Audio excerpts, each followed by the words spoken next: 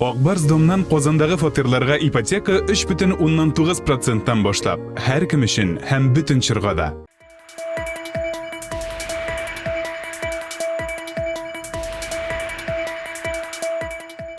Кабан күленә куркыныч яный дигән хәбәр социаль челтәрләрдә таралды. Түбән Кабандагы су аксыл төскә кергән, яр буенда күбек җыела. Да, она какая-то белесая. Әйе, су аксыл төстә һәм булганчык иде.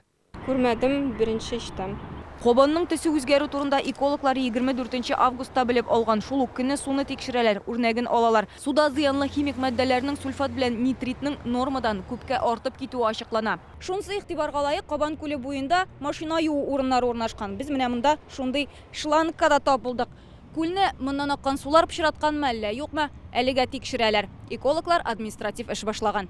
В ходе осмотра территории Тикшерү барышында моңа ике оешманың катнашы булырга мөмкинлеге ачыкланды. Аларның берсе әлегә эшен туктаткан, машина юганда хезмәткәрләр кислота куллана. Шул сәбәпле күл суында зарарлы матдәләрнең арткан булуы ихтимал.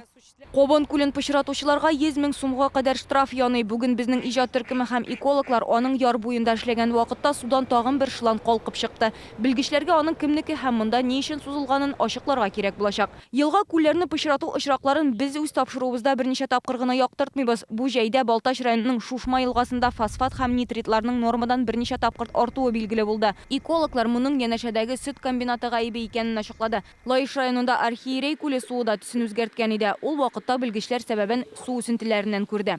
Динәк Самдинова, Рамзил Гарипов, Илшат Мөхәммәтов, Яңа Гасыр каналы.